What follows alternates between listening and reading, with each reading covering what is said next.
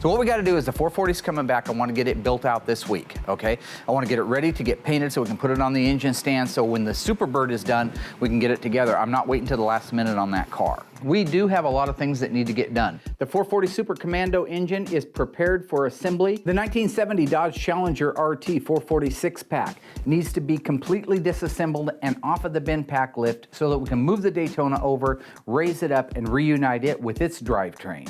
Well, I've got Derek. Okay. Well, where's your number one guy, Royal, at? I have no idea where Royal's at. I'm sure whatever he's doing is super important.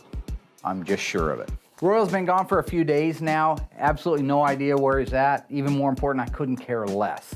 I have responsibilities. I have clients that need their cars back, and we have timelines. We're carrying on. Are we all clear? Yeah. So what do you want to do first? Hey, I got a great idea. Let's call Royal and see what he's doing. Yeah, I've got his number. Actually, I was going to call him too. And see what Today, the hell Turtle he's up to. Turds. I think I'm going to get me one of these pods. Maybe one of these pods for my car. I'm getting locked that only I have the key to also. Something stinks out here. Okay, freak, here's what I want to have done before Darren comes back in. He's out getting me a couple of pieces for the front suspension, like the K-member bolts. I want to get the KV lines that we got from Mr. Moparts and the upper fuel lines that we got from him. I want to get those in and on. They're just right, easy, nice to do. I want to put the spacer in here, and I want to get the linkage hooked up to it. This is just nice and easy to get to right now, and I want to run the wires. The Daytona Charger has really made a lot of stride in the last few months. I have to attribute some of that to Mr. Moparts, who supplied us with all the parts to put it together. I feel like now we're on a roll. I think that we're really starting to get a rhythm, and I'm getting excited about seeing this car done. Hallelujah. 2 K-member bolts. Cat landmines. That's what's stinking. Gross. So we'd like to get that in there because I don't want to be laying, that nose is a country mile long on that car, and I don't want to be doing this. Well, your orangutan ass won't have a problem with it, but my little Rocky Balboa body might kind of, you know. So I think he'll take offense to you saying that, by the way. Oh, well, why don't you bring it on then, okay? See the monkeys that have been loose here. Idiots. It's not a garbage can or a shelf.